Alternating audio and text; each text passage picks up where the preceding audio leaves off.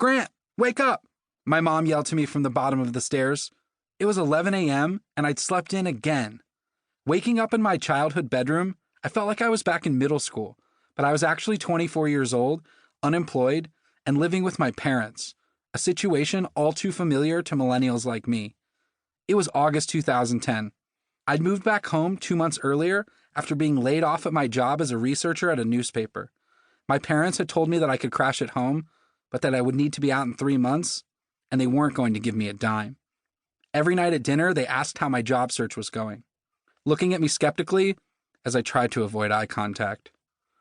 The truth is, I'd recently stopped applying to jobs. I'd sent out over 200 resumes in the past month alone and hadn't gotten a single call back. You can only send out so many resumes into the abyss before it starts crushing your soul. As I rolled over in bed that August morning, I tried to think about anything other than my current financial situation. In any case, I had an even more primal desire. I was craving a Chipotle burrito. I knew that I was getting low on funds, so reluctantly I checked my account balance on my phone.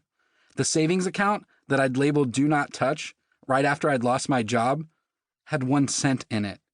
My checking account balance was scarcely better, $2.26, barely enough to afford a side of guacamole, let alone a whole burrito. I took a screenshot of my account to remember this feeling and serve as motivation for the future. Eventually, I hung the picture in my closet as a daily reminder, and I still see it every morning.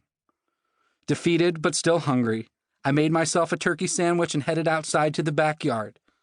It was an unseasonably cool summer day in the DC suburbs, the sounds of lawnmowers and neighborhood kids enjoying the last week of summer vacation filling the air.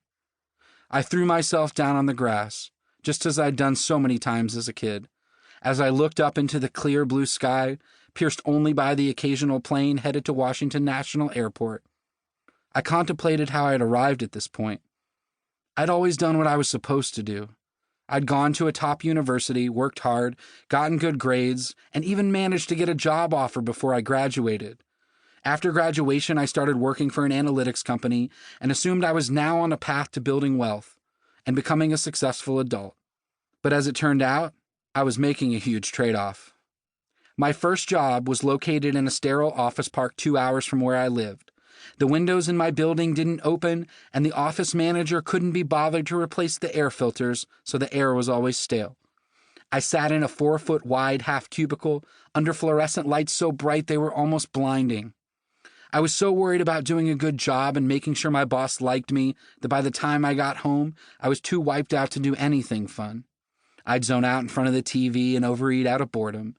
I gained 20 pounds, and even though I was tired all the time, I had trouble sleeping because I was too anxious about the next day. At 4:50, the alarm would go off, and I'd crawl out of bed to repeat the routine once again.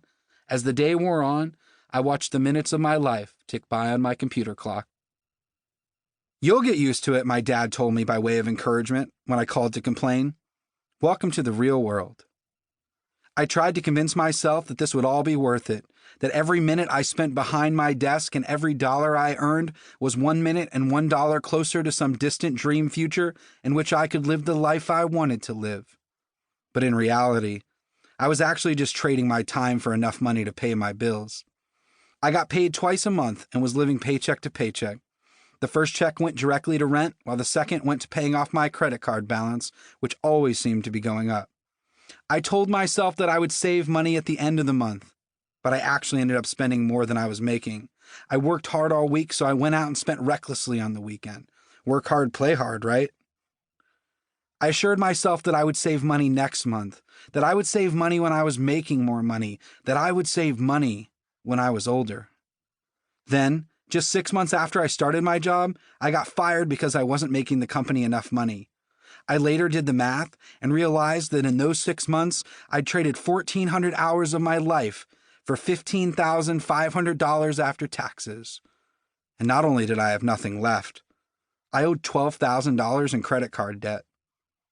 Over the next 2 years, I bounced between unemployment and a few other jobs, but I still never managed to save anything.